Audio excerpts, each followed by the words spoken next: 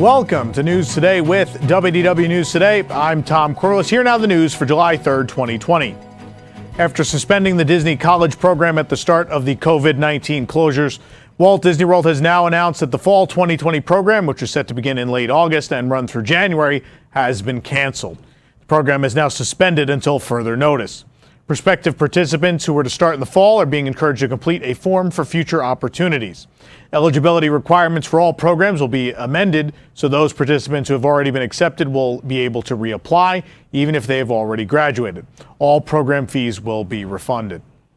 According to details released by the Florida Department of Law Enforcement and reported by WESH, I'm going to butcher this last name, Insuasti, that's a hell of a last name, of Kissimmee, a former guest experience services coordinator at Walt Disney World, stole more than $100,000 from the company by issuing fraudulent refunds, which were then deposited into bank accounts belonging to her, as well as her friends and family. The FDLE says that Disney notified them of the suspect behavior and handed over 45 records of what they believe to be fraudulent credit, debit, and check refunds. These transactions took place over a 2-year span from March of 2016 through June of 2018. Each refund ranged from a few hundred to a few $1,000s. Jennifer is charged with grand theft and is currently being held on $100,000 bail in Osceola County Jail. Investigators have stated that certain friends and family members of the suspect are also under investigation for grand theft and conspiracy, as they were benefactors of a large portion of the stolen funds. However, no other arrests have been made at this time. According to law enforcement, no guests were deprived of expected refunds, as old refund accounts were used as cover to funnel the funds into accounts belonging to the suspect and her associates. The NBA is settling into its new temporary home at Walt Disney World, and with that comes big changes to the resort landscape as we know it. Just installed at Disney Coronado Springs Resort's Convention Center are the expansive practice courts to be used by various teams housed at the Grand Destino Tower. The interior of the convention center is now laid over with glossy court flooring. Pallets of flooring had to be delivered by way of large semi-trucks, and thankfully the infrastructure of Walt Disney World is built to handle such large installations. Preparations such as these, plus housing, entertainment, and more, are not cheap. In fact, it's costing the NBA roughly $1.5 million a day to maintain their Walt Disney World bubble for the upcoming resumed season. Bright blue perimeter fencing has gone up even at Walt Disney World's flagship resort, the Grand Floridian, marring the landscape to ensure the health, safety, and privacy of players. 3 cheers for the red, white, and blue, especially if it's packed with butter and sugar and Mickey shaped. Well, new at one of our favorite on-property resort bakeries is the red, white, and blue Blondie Bomb Pop and Mickey's 4th of July chocolate cupcakes, available at the Gasparilla Island Grill in Disney's Grand Floridian Resort. The baked good case at Gasparilla never disappoints, and they've whipped up 2 special treats for Independence Day. The cupcake set comes with 3 chocolate cupcakes made to look like the outline of Mickey, each with a generous mound of vanilla buttercream, red and blue star sprinkles, and a sugar star on top. The giant slab of dessert that is the Blondie Bomb Pop is a true tribute to our homeland, layered with red, white, and blue icing and coated with star sprinkles at the base. Full reviews of both of these 4th of July treats are over on our website. Due to the alarming spike in confirmed COVID-19 cases, California Governor Gavin Newsom has ordered that all counties on the monitoring list for the state, including Orange County, close indoor operations to mitigate spread.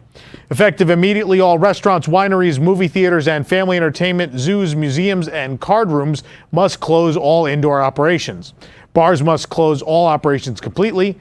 And with the guidance in place for at least 3 weeks and downtown Disney District still slated for a July 9th reopening, this directly impacts a number of eateries across the shopping and dining complex.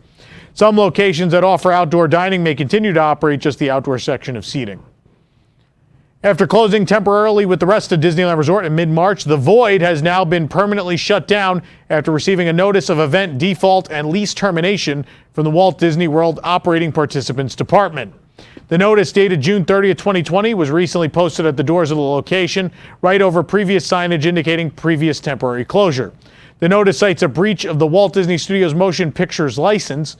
No longer tenants of the downtown Disney District shopping and dining complex, the Void must cease all use of Disney IP or intellectual property through Star Wars Secrets of the Empire and Ralph Breaks VR, plus any and all Disney promotional material, trademarks, and confidential information. With the recent ban on indoor entertainment across Orange County due to the rising COVID rates, it's unlikely that the Void would have been able to reopen anyway, but now it seems that the immersive virtual reality experiences are over. This obviously should carry over to the Disney Springs location as well, but these markings these notes were placed on the doors of the Anaheim location. The countdown is well and truly on for the grand reopening of Disneyland Paris, just over 2 weeks away on July 15th. We can't wait to get back to the magic of the resort. However, just like we've seen in other Disney parks, we're expecting a lot of procedures across the site to have changed in order to help protect guests and cast. Disneyland Paris already released a comprehensive list of the all-new measures they'll be taking to keep the resort safe, alongside details of the expectations guests should adhere to upon their visit.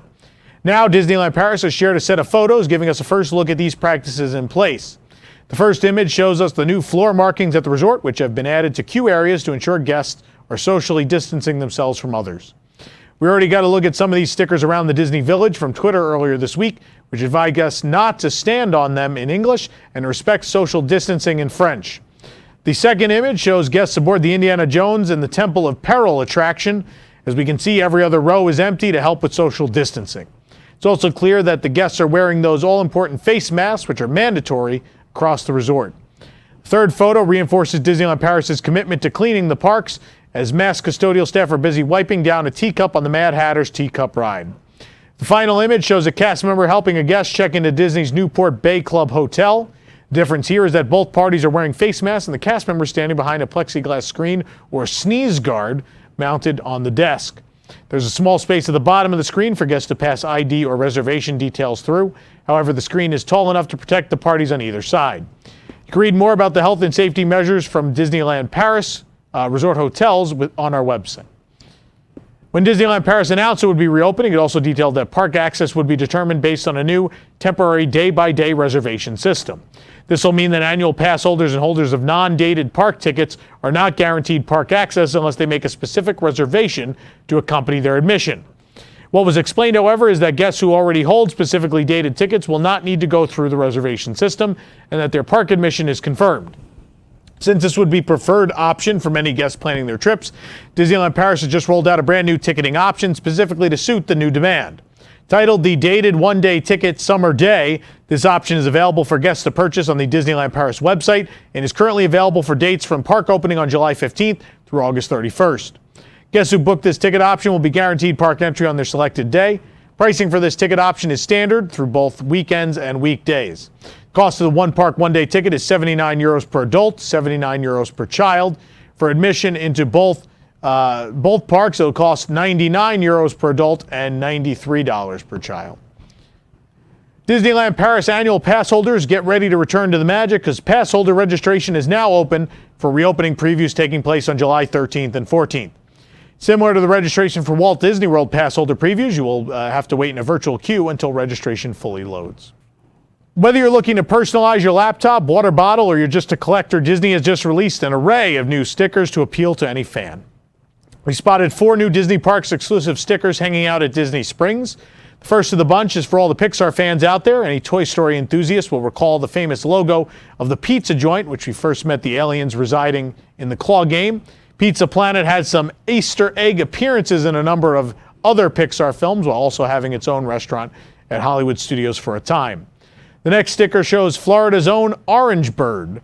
Originally created as a mascot for the Florida Citrus Commission in exchange for their sponsorship of locations in Adventureland, Orange Bird has become a beloved character among Walt Disney World fans and collectors. Of course, an obligatory castle design is available as well. Those who watch Disney movies from the 80s and 90s as a kid may recognize this specific rendering as the opening of the Walt Disney Pictures logo for many years.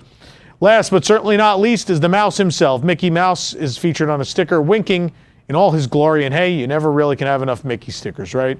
All 4 of these designs are available at the World of Disney store at Disney Springs and cost $4.99 each. Jigsaw puzzles have become all the rage lately because everyone's locked at home, right? And many merchandise items themed to the Haunted Mansion have been coming in as well. Well, now we have a puzzle featuring the Haunted Mansion. The box features 4 puzzles, each depicting the eerie photos which line the striped walls of the stretching room inside the Haunted Mansion. Each long rectangular puzzle is made up of 500 pieces, perfect for puzzlers who don't mind gazing at something gloomy for long amounts of time. The set comes smartly packaged in a black and green box with the Disney Parks logo on top and a grinning gargoyle on the side. The back of the box clearly shows the image of the completed puzzles, which has no windows and no doors. Get it? This would make a great gift for any Haunted Mansion fan. It costs $29.99, and we found it also at the World of Disney. For more information on these stories and more, head on over to WDWNT.com. If you're enjoying the show, be sure to like this video, subscribe to WDW News Today on YouTube for more great content, and click the bell for notifications. Also, make sure to hit select all notifications so you never miss an episode of News Today. For the worldwide leader in Disney Parks news, this is Tom Corliss saying enjoy the rest of your today and have a great, big, beautiful tomorrow. And have a very happy 4th of July, everybody. Hottest 4th of July we've had in years. It's also Carousel Progress.